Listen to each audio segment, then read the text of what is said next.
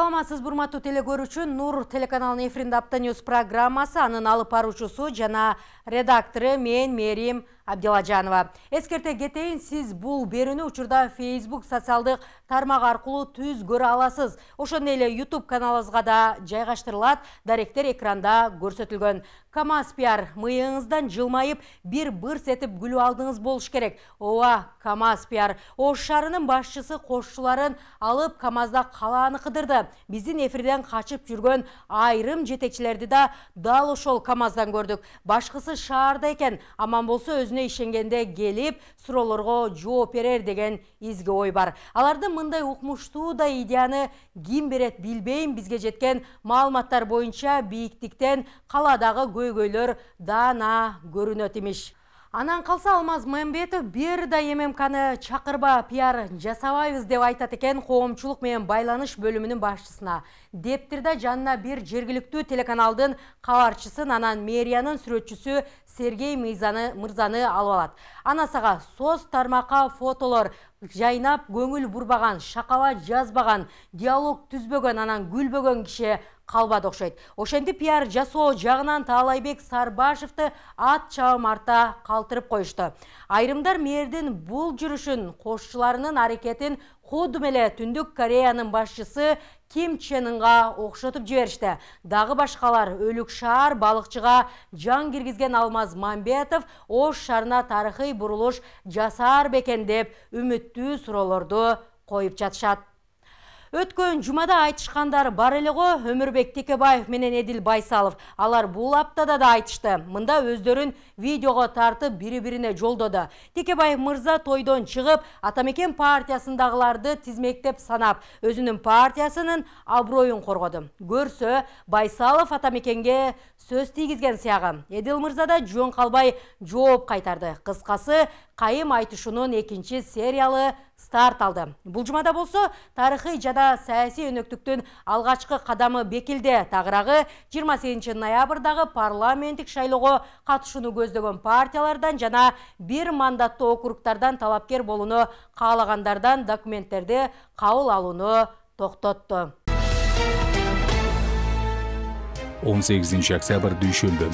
Орусиядан кароосуз калган 7 бала Кыргызстанга алынып келинди. Министрлик кайтып келген балдарды биологиялык үй бүлөлөрү менен бириктирүү боюнча иш алып барат. Коопсуздуктан каражат табууну жогору койгон ишкерлер Ош шаарында газ баллон иштеткен тамактануучу жайлар коопсуздук эрежелерин сактабайт. Өткөндөн сабак берип үмүт арттырган шайлоо өнөктөгү бул күнү шайлоого аттанып жаткан партиялардын документтерин Борбордук шайлоо комиссиясына тапшыруунун акыркы күнү болчу. Электр энергиясынын жаңы тарифтик баасы бекитилди. Анда эң жогорку баа 5 сом деп көрсөтүлсө, орточо 3 сом деп көрсөтүлгөн. 19 октябрь шейшембе. Бишкекте Мыркайдын сөөгү табылды. Аламүдүн бир кичи районунан баштыктын ичинен баланын табыты табылган. Коррупция ак үйдүн 7-кабатына чейин жетти. Пара талап кылууга шектелип, президенттик администрациясынын кызматкери кармалды. Көйгөйдү бийиктиктен көрөм деп мыйзам музган чиновниктер Ош шаарынын башчысынын КамАЗ менен шаар кыдырганы коомчулуктун сынына, шакаласына кабылды. Баш боонексиз калган аксайлыктар жаңы конуштуу болушту. Баткен районунда 40 үй жабыркаган болсо, алардын 9-у толук бүткөрүлүп пайдаланууга берилди. 20 октябрь шаршембе. Базарга кеткен боюнча дайынсыз болуп жаткан кишинин сөөгү табылды. Кылмышка шектелип Ардагер корагындагы 2 киши кармалды. Мыйзам менен эмес, макулдашуу аркылуу иш жүргүзгөн Ош бийлиги, жергиликтүү бийлик буга чейин бүгүнкү күнү да ижарага берилбей турган жайларды жеке жактарга берип жатыштыр. Ош облусунда жана Ош шаарындагы социалдык объектилердин абалы начар. Бул көйгөйлөр менен министрлер кабинетинин төрагасы Эдил Байсалов сапар алкагында таанышты. Шайлоо учурунда депутаттардын ишмердүүлүгү кандай болушу керек? Жогорку кеңеште дал ушул жагдай талкууланды. 21 октябрь бейшембе. Боксердук груша менен машыгып жаткан өспүрүм каза болду. 12 жаштагы бала грушаны ургулап ойноп жатып, кокусунан жипке асылып калган. Калк капчыгынан байыган коррупционерлер кармалууда. 10 күн аралыгында эле өлкөдөгү 5 тармактагы коррупциялык схема аныкталып, кылмышка шектүүлөр кармалды. Президент саясий партияларга жана акимдерге катуу кайрылды. Мында президент акимдерге шылтоо айтууга эми негиз калбаганын белгиледи. 22 октябрь жума. Баткенде жоголгон адамдын сөөгү ажатканадан табылды. Маркумду өзгөчө мыкаачылык менен өлтүрүүгө кайын агасы шектелүүдө. Ала бел ашуусунда жол тоңуп айдоочуларга түйшүк арттырды. Кар калың жаагандыктан жана бороондон улам Бишкек Ош жолуна да чектөө киргизилди. Шереметьево аэропортунда кармалып турган кыргызстандыктар боюнча нота берилди. ФСБ атайын кызматы аты жөнүн өзгөрткөн кишилерди аныкташ үчүн аэропортто текшерүү өткөрүп жатканы маалымдалууда. Ош шаарында жылуулук берилди. Аталган ишкана калктын карызы 27 миллион сомдон ашык деп капа. Бирок ал үчүн жылуулук бербей кое албайт. Парламентке шайлоодо мындан ары алтын мандат, биринчи ондук же биринчи 20-лык деген коррупциячыл түшүнүктөр болбойт. Бул тууралуу бүгүн 23 октябрда Бишкекте өткөн жылдык жыйынында президент Садыр Жапаров билдирди. Ал партия лидерлеринин тизмедеги алдыңкы орундарды 100 миңдеген долларга баалаган өнөкөттү токтой турганын айтты. Биз партиялык тизмедеги алдыңкы орундарды сатып, бизнес жасоо практикасын жайылткан, акча жасоону жана коррупциянын булагына айландырган эски алдамчыл системаны жойдук деп айтты өлкө башчысы. Быйыл 28 ноябрда Кыргызстанда парламенттик шайлоо өткөнү жатат. Bir жыл мурдагы кезектеги парламенттик шайлоонун жыйынтыгы жокко чыгарылган. Быйыл Кыргызстанда конституция жана бир катар мыйзамдар өзгөртүлдү. Журналисттер менен суроо жооп алкагында кесиптешибиз Сооронбай Жээнбековду экс-президент макамынын ажыратуу маселесин козгоп суроо берди. Ал боюнча маселе жок, экс-президент бойдон калат деп айтты Жапаров. Эскерсем 2020 жылдын 5 октябрында Жогорку кеңештин шайлоонун эртеси өлкөдө толкундоолор башталып, мындан улам Сооронбай Жээнбеков мөөнөтүнөн мурда ыйгарым укуктарын өткөрүп берип, экс-президент макамы менен калган болчу. Масштабтуу деңгээлдеги маалымат жыйынында 90 маалымат каражаттарынан 160тан ашуун журналисттер катышты. Алар өлкөнүн саясаты, тышкы саясат, социалдык турмушу, экономикасы, экологиясы, электр энергиясы, жеке жашоосу, достук мамилеси, үй бүлөсү деги койчу бардык тармактар боюнча кызыккан суроолорду берип, жооп алды. Жада калса, президенттин жубайынын кайрымдуулукка кошкон акчасынын дарегине чейин сурашты. Президент Садыр Жапаров бүгүн массалык маалымат өкүлдөрү менен маалымат жыйын өткөрдү. Анда чогулган журналисттер өлкө башчысына арганда өздөрү кызыккан суроолорду берүүгө мүмкүнчүлүк түзүлдү. Анда айрым журналисттер мурунку президент Сооронбай Жээнбековдун экс макамын алуу жөнүндө суроолорду да берүүгө жетишти. Экс-президент боюнча ал боюнча маселе жок. Экс-президент боюнча калат. Эми биз президенттерди жоопко тартып, куугунтуктап, кубалап ушундай салт токтотолчу. Мен ошон үчүн ошо экс-президент дегенди берип, эми ал мындай бир чоң бир кылмыштары деле, өтө чоң кылмыштары деле жок. Да, албетте баягы саясий жагынан жоопкерчиликтери бар, чоң жоопкерчиликтери. Бирок ошону токтотолу деген. Маалымат жыйында экономика, геосаясат, кадр кызматы, чек ара көйгөй боюнча да суроолор берилди. Анда май айынын башында орун алган коңшу Тажикстан Республикасы менен кагылышы боюнча оюн жана чек ара маселеси толук кандуу чечилбей жатканын себебин сурашты. Май айында мен улуттук коопсуздук кызматынан баягы өкмөттөр аралык комиссиянын кагаздарын алдырып келдим. Ал жерде 3 талаш тартыш маселе бар экен. Бирөөсү болсо жана 4 көчө менен ошол жана жак өрүк менен көк сай, көк таш. Ушул жерде 275 метр. Анан кийин Борукка кеткен жол. И үчүнчүсү Баткен району менен Лейлек районунан талаш жерлер бар экен. 2009 жылы 3 мартта Адахан Мадумаров Совет Безопасности болуп турган мезгилде кол коюп берип салган протокол бар экен мына Кимонда. Ушул жерди алар биздики деп атат. Мен айтып атам, жок, силердики эмес. Бул жер 100 жылдан бери биз өтүп жүргөн жер Лейлекке. Десем, алар муну бетибизге такап атат. Мына Мадумаров секретарь Совет Безопасностьна кол коюп берген деп атат. Ал мындай кол коюптур. Ошол 275 метр жер Тажикстандык экенин тааныйм дептир, ооба силердики деп бериптир дагы. Бирок кайра 49 жылга бизге арендага берип тургула дептир, деп кол коюптур мына. Ошо менен ушул протокол менен 49 жылга арендага алгансыңар силер деп атат. Өлкөдөгү кырдаалдар, нааразычылыктар, камоолор, даттануулар жөнүндө да сөз болду. Бул убакка чейин активист Орозайым Нарматованын кармалышы, саясий куугунтук, абакта жаткан саясатчылар эмне негиздер менен кармалып жаткандыгына журналисттер кызыгышты. Абакта жаткан Жеңиш Молдохматов эмне күнөө кылгандыгын сурашты. Өлкө башчы баарына мыйзам бирдей жана мыйзам чегинде чечилет деп жооп берди. Ал эми саясий куугунтуктар деп атасыздар. Да, мен дагы соцсеттерден көрөм, бошой калганда ачып карайм, интернетти карайм, телевидение карайм жерден. Анан кийин саясий куугунтук эмес, ар бир адам өзүнүн жасаган ишине жооп бериш керек. Мыйзам иштеш керек, система иштеш керек. Мисалы да октябрь окуяларында баарыңар эле келип бийликти басып албадыңар, Ташиев менен Жапаров деле жооп берсин да деген журналисттер барсыңар, чыгып атасыңар. Блогерлер айтып калат. Бирок өзүңүздөр мына күбөсүздөр ғой, былтыр октябрь окуясында. Мен бир дагы мекемени басып алдымбы? Же Ташиев барып басып алдыбы бирөөнү? Маалымат жыйында динге жакын жарандар саясатка парламенттик шайлоого аттанып жаткандыгы тууралуу да суроо берилди. Президент диний уюмда же ишканада иштеген жаран шайлоого талапкер боло албайт деп кече жооп берди. Дин тутунгандар саясатка барып атат дегениңиз эми эгерде официалдуу түрдө мечиттерде иштеген жана муфтияттарда иштеген дин адамдары болсо, аларга мыйзам тыюу салат. Мындай өзү мындай дин тутунган адам бирок саясатка барам десе, эч кандай эч бир диний уюмдарда жок болсо, анда бизде демократия, алардын укугун эч ким тыя албайбыз. Эгерде мамлекеттик ишти иштебесе, жөнөкөй жаран болсо, ишкер болсо, анда катыша берсе боло берет.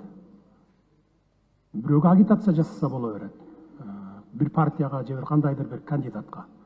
Бирок өзү ошо диний уюмдарда иштеп туруп, анан ошол диний уюмдун күчүн колдонуп саясатка барса, биз аган катуу чара көрөбүз. Тыюу салабыз андайларга мамлекет. Ошол эле учурда жеке президенттин үй бүлөсүнө байланышкан суроолор да жолдонду. Бул убакка чейин коомчулуктун кызыгуусун жана талкуусун жараткан өлкө башчынын жубайы берген каражаттын булагы да ачыкталды. Президент жубайын сөзгө чоркок аял. Ошол учурда эле каражаттын булагын ачыктап койсо болмок экенин айтты. Ал эми Айгүл Жапарованын 500 000 бергени боюнча бул Жапаровдардын атынан, жалпы Жапаровдардын атынан берилген сумма болчу. Анан эми Айгүл Жапарова өз сөзгө чоркоктук кылдыбы, толук айта албай, сүрдөп барып салып коюп кете бериптир. Министр айтып койсо болмок, мен министрге айткам башында эле. Биз негизи Жапаровдор 11 бир тууган элек, бирөөбүз каза болгон, 10-обуз бар. Ошо эжем, агаларым 50 000 сомдон топтоп конвертке салып, мына Жапаровдордун атынан деп туруп берген. Ушуну бирөө эле барып салып койсун, баарыбыз барбай эле коелу деп. Ал жалгыз Айгүл Жапарованын акчасы эмес, ал Жапаровдордун үй бүлөсүнөн. Эскерте кетсек, бүгүн президент Садыр Жапаров аларча мамлекеттик резиденциясында жылдык маалымат жыйын өткөрдү. Анын жүрүшүндө Жапаров 1 жыл ичинде аткарылган иштер боюнча баяндама жасап, жана журналисттердин суроолоруна жооп берди. Жыйынга жалпысынан 89 маалымат каражатынан 160тан ашык журналист катышты. Таткашабдан Тимурлан Эрнест уулу, Аптаньюз.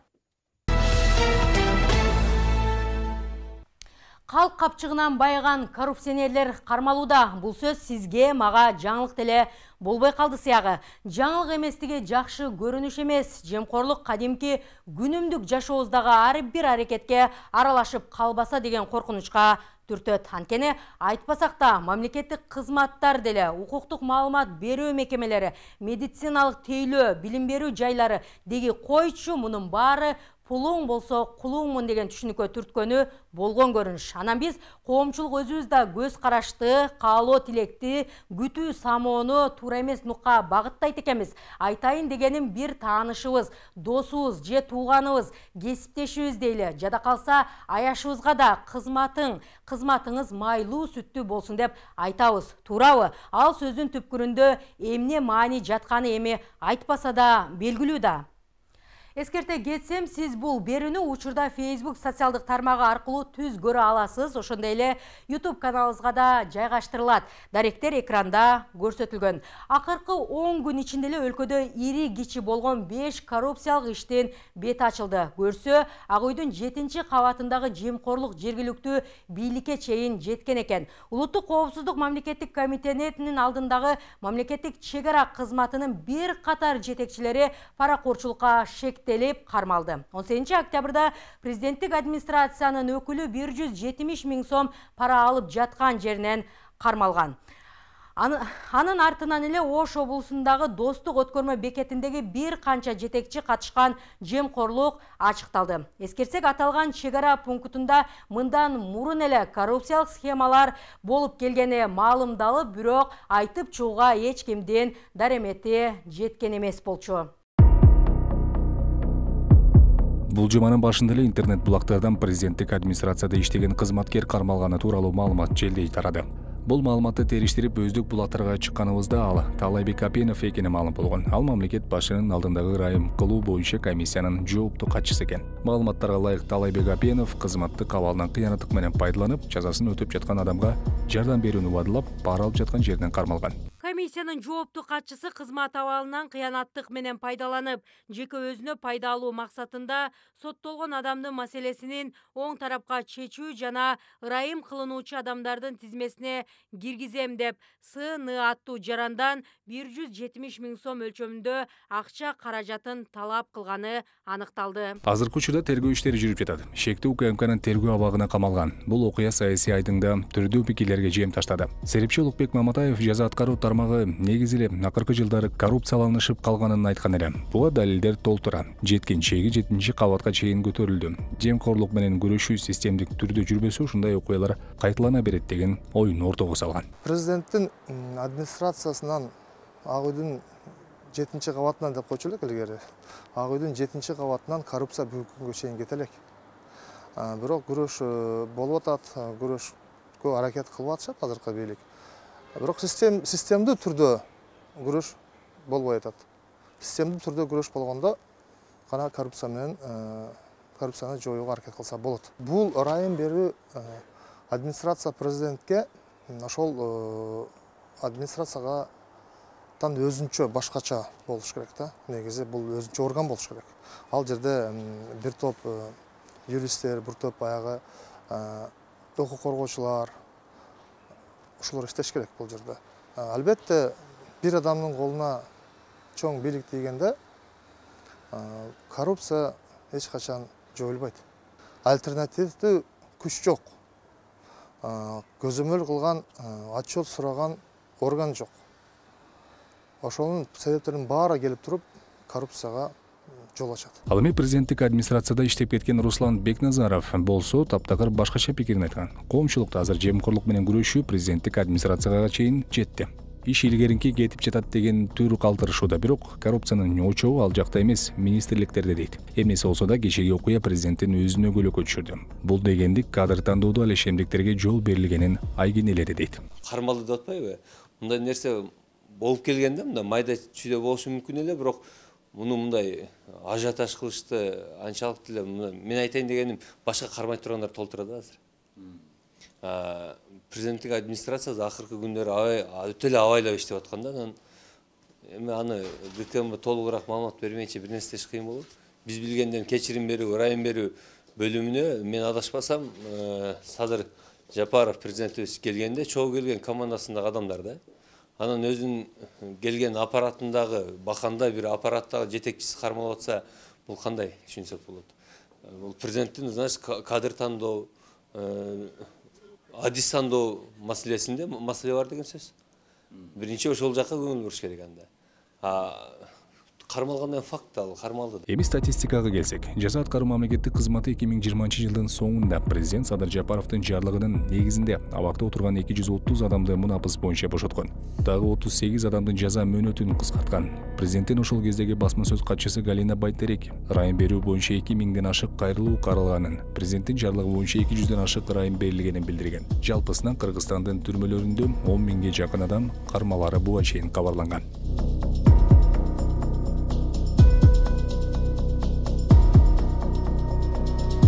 Жемкорлукка шек саналып кармалгандар ушул айдын орто чендеринде биз эсептегенден 5 тармактын кызмат өкүлдөрү. Алардын кармалганы коррупцияга каршы аяосуз күрөштүн жыйынтыгы катары өлкө башы Садыр Жапаров тарабынан белгиленди. Улуттук коопсуздук мамлекеттик комитетинин чек ара кызматынын биринчи орун басары, башкы штабтын башчысы өзү баш болуп, бир нече кызматкерлер коррупциялык схема түзүп алышып, чек арадан өткөн элдерден акча жыйнап жүргөндүгү аныкталып камакка алынышты. Экинчи мисал, мурдагы эле күнү президенттік администрацияның мұнапыс беру бойынша комиссияның жоопту катчысы дагы пара алып жаткан жеринен кармалды. Бул деген сөз коррупция менен мейли ким болбосун аяосуз күрөшүүнүн натыйжасы. Улуттук коопсуздук мамлекеттик комитетинин алдындагы мамлекеттик чек ара кызматынын бир катар жетекчилери паракорлукка шек саналып кармалган. Алардын бири Ош облусундагы Достук өткөрмө бекетиндеги бир канча жетекчи качкан жемкорлук ачыкталды. Эскертсек, аталган чек ара пунктунда мындан мурун эле коррупциялык схема иштеп келгени маалымдалып, бирок ачыктап чыгууга эч кимдин чамасы жетпей турган. Ушул погранслужбада коррупция бар деп 2 жыл мурда бир капитан жаш жигит атын унутуп атам. Аябай сайрап безилдеп чыкканда аны жумуштан алышып, ал ооруп, ал өлүп калды да, азыр жок, каза болуп калды. Мен ойлойм, эгер ошол бала азыр тирүү болгондо, азыркы бийлик ошону может кайрап келип ордуна коет беле деген да. Анткени бийлик азыр туура өзүнүн эсенбе өзүнүн службасындакыларды кармап атат даже. Мамлекеттин казынасына зыян келтиргендер бири столдун тартмайынан акча санап, бири жай бербей унаада жай баракат бараткан жеринен кармалышкан. Алардын кармалуусу өлкөдөгү коррупциянын аз да болсо тезгин тартууга жол берет деген пикирлер бар. Президенттин аппаратынан да адамдар кармалды. Бул дагы ошол жанакындай. Эгерде мага тиешелүү менин командамда болгон адамдар дагы эгерде кылмышка барса, ушундай жоопкерчиликке тартылат деп ушундай деген маанайда дагы кабыл алсак болот да. Бул эми негизинен жакшы көрүнүш, бунун тетрисин ойлонсо да болот бирок. Тетриси дегенде эми мисалы жаңы команда, жаңы жетекчилерди алып келиш керек, анан себептери ошол маселедечи. Анан кийин жана көшөгө артында бир топтор бар деп угуп жүрөбүз эми. Ошондо мисалы карама каршы топко тиешелүү жетекчилер болсо, ошолорду алмаштырууда ушундай ыкмалар да колдонуп калышы мүмкүн да. Жемкорлук ак үйдүн 7-кабатында эле эмес, жергиликтүү бийликте да күч алган эч кимге жаңылык болбой калган. Мындай мисал менен өткөн жуманын соңунда кызмат абалынан кыянаттык менен пайдалангандардын катарында Ноокат шаарынын мэри жана депутаты 15 миллион сомду сол чөндүккө кымырышкандыгы ачыкталган. Ноокат шаарынын мэри кармалып атат. Ал жерде анын дагы бирөөсү кармалып атат. Бул службалар чоң кичиктебей службанын барында президенттик аппараттан баштап айыл өкмөткө чейин эле коррупциялашып кетиптирбиз да. Ушуну азыркы жаңы бийлик туура кылып атат. Мен азыр кошуламын. Ушинтип бир айга жетпеген аралыкта 5 службадан 15ке жакын адамды камады. Бул туура көрсөткүч. Кылмыш ишин ачууда айрымдары өч алуу максатын көздөп жалган маалымат бергендер да бар. Коммерциялык банк кызматкерлери арасында негизсиз сотко чейинки өндүрүш иши аныкталганы кабарланган. Өлкөдө мындай аракеттер кастык жаралануунун негизинде өч алуу үчүн ойлонуп табылган иш аракеттер. Бирок каматууну жана өч алууну көздөп кылмыш ишин негизсиз ачкандардын өзүнө иш козголору маалым. Анткени бир адам кайсы бир өзүнүн атаандашын ага карата кандайдыр бир мындай кара санатайлык ою болгон болсо, ошондой маалымат, жалган маалымат менен эле аны кылмыш жоопкерчиликке тартуу аракетин көрүшү мүмкүн да. Ошондойлорду алдын алуу максатында бул аракетке кылмыш иши бар деп көрсөтүп койгон. Бул негизинен туура эле. Жемкорлуктун деңгээлин изилдеген Transparency International эл аралык уюмунун 2020-жыл боюнча рейтингинде Кыргызстан 100 балдын 31-ин алган. Бул тизмеде бал канчалык аз болсо, жемкорлук деңгээли ошончолук жогору. 2015-жылы Кыргызстандыкы 28 балл болчу. Ал эми бир жыл аралыгында коррупцияга каршы күрөштөн бюджетке 7,5 миллиард сом түшкөн.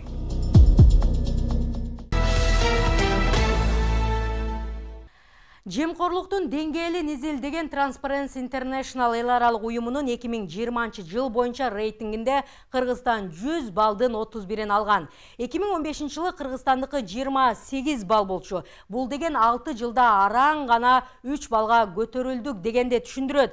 Коррупция менен күрөшү кайсыл бир деңгээлде натыйжалуу жүрүп жаткандай өңүт калтырууда. Натыйжалуу жүргөн иштин баары жакшы деңизчи, бирок элестетүү менен чыныгы жашоодо дал келбестик учурлар көп кездешет. Ошол сындуу Ош шаардык мэриясынын иш аракети өздөрү ойлогондой болбой калды өңдөнөт. Тагыраагы Ош калаасынын башчысы аскер унаасы менен шаар кыдырганы көпчүлүктүн сынына кабылды. Анда алардын бул аракети мыйзамга туура келбестиги да айтылууда. Бирок КАМАЗда жүргөн мэрия кызматкерлеринин айрымдары эч кандай мыйзам бузуу болбогондугун айтып актанууда. Алардын баамында мыйзамга каршы аракет менен элдин көйгөйү тез чечилет экен. Мен билем жана бөркүмдөй сезип турам. Бул сюжет соц тармакка жайгаштырылгандан соң сиздердин араңыздарда мага жана менин кесиптештериме акыл үйрөткөндөр сөзсүз табылат. Жада калса комментарий бөлүмүнө кирип профилине аскер формасынын, автоунаанын, роза гүлдүн сүрөтүн коюп, сөгүп, сагып, каргап, шилеп чыгып кеткениңер да болот. Бирок бул дегендик мындай темаларга көз жумуп карабай коюу, кайдыгер болуу дегенди түшүндүрбөйт. Анан калса biz Ош шаардык бийлиги жана анын жетекчилери менен айгышкан каршылык ишибиз, кастыгыбыз анан пастыгыбыз деле жок. Бирок достошуп кетип, анча-мынча кыңыр иштерди камтып, кесиптик жана адамдык абийирибизге доо кетиргибиз келбейт. Алдыда мэриянын мыйзам менен эмес, макулдашуу менен иш бүтүргөн жагдайы да ачыкталат. Андыктан кезекти кесиптешим Нурзада Сыдыковага берейин. Ал болгон мыйзамсыз иш аракеттерди өзү тактап, талдап берсин. Ош шаарындагы бардык муниципалитеттин башчыларын бул атайын КАМАЗдын үстүндө шаарды кыдырдып кетет.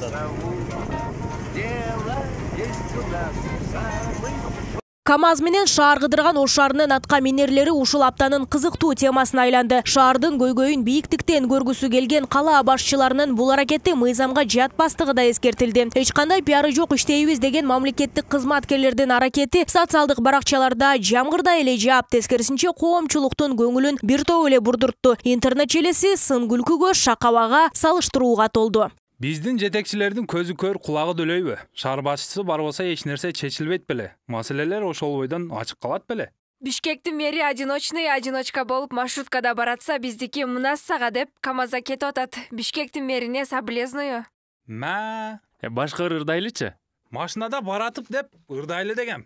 Макул, шеф. Оштун мэри көчөлөрдү кыдырып диктант жаздырып жүрөт дейт. Кол алдындагылар ручканы шпылдатып атышкан кез экен.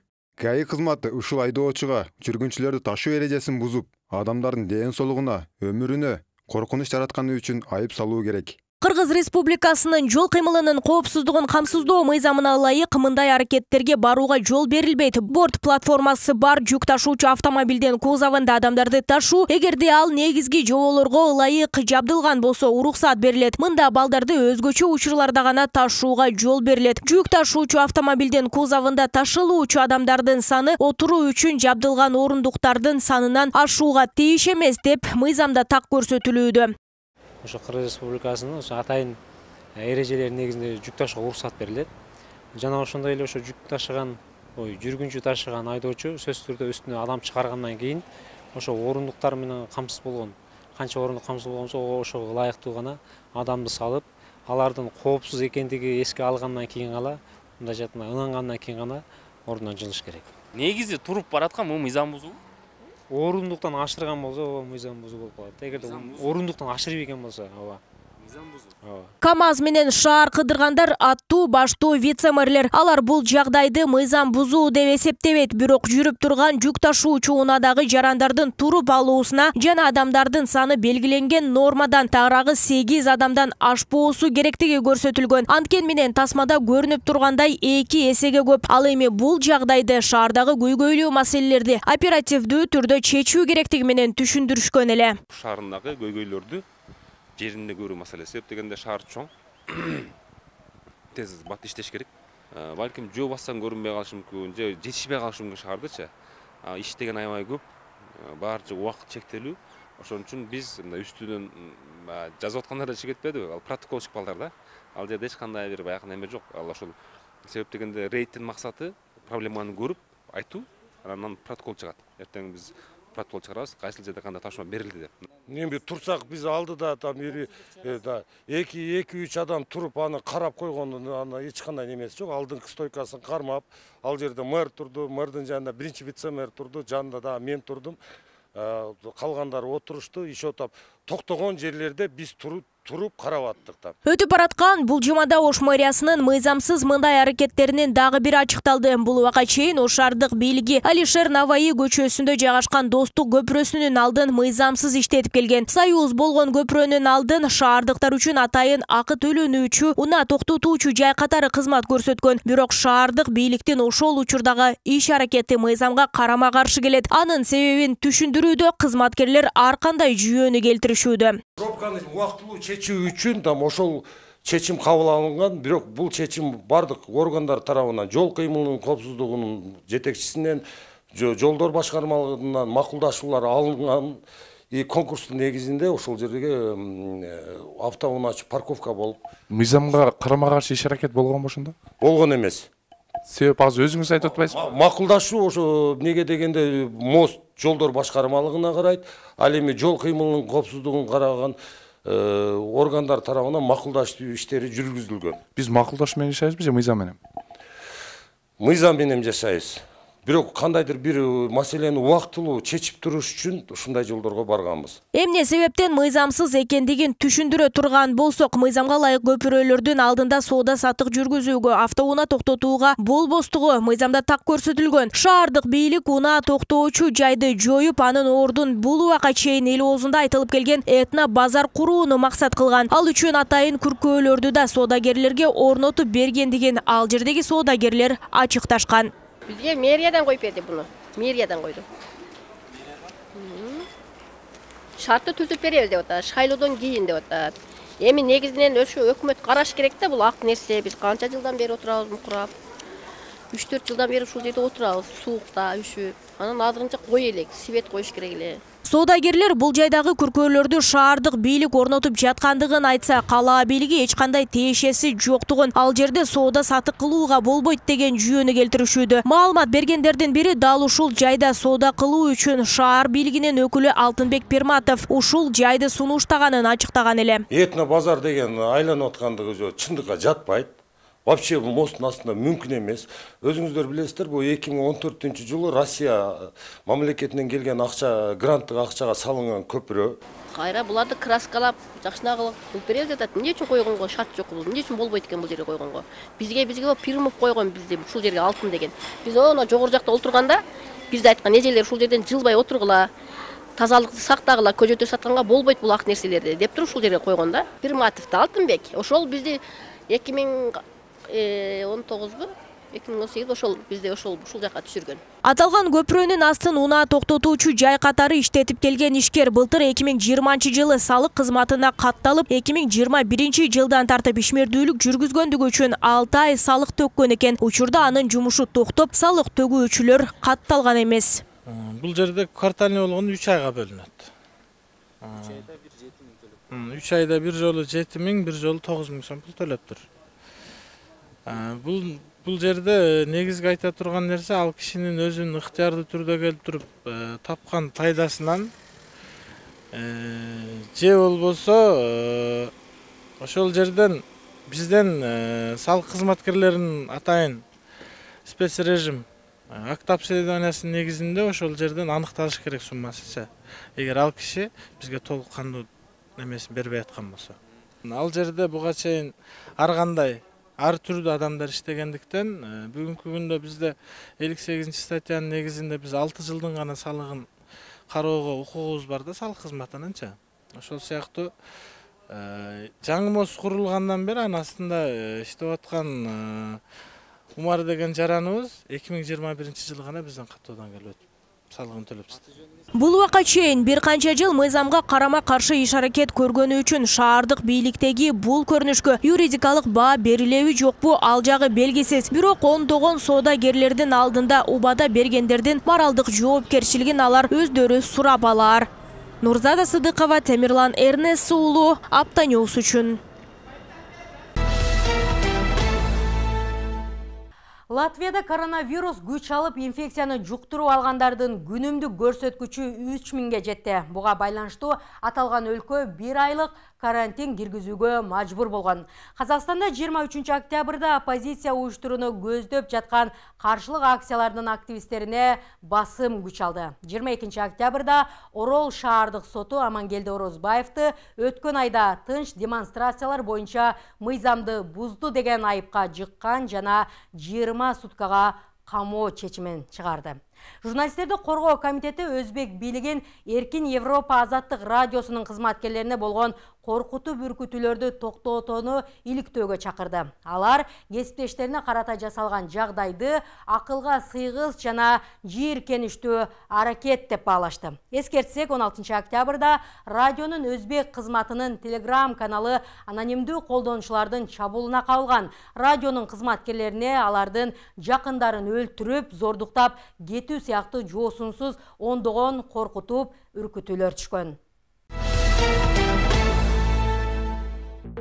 Рязан обласындагы заводдо болгон жарылуудан жана өрттөн 16 адам каза болду. Бул ишкана ок-дарыларды ошондой эле тетиктерди өндүрүү, сактоо жана утилдештирүү менен алектенет. Ал Рязан шаарынын 70 чакырым алыстыктагы Лесной айылында жайгашкан. Өзгөчө кырдаалдар министрлигинин маалыматы боюнча, жарылуу порошок цехинде болгон. Имарат талкаланган, ичинде 17 адам болгон. Алардын бирөөсү гана куткарылган. Ал денесинин 99%ын күйүк алып, өтө оор абалда ооруканага жаткырылган деп билдиришти бөлүмдөн. Тергөө комитети кооптуу өндүрүш объекттеринде коопсуздук эрежелерин сактоо боюнча ишти териштирүүдө.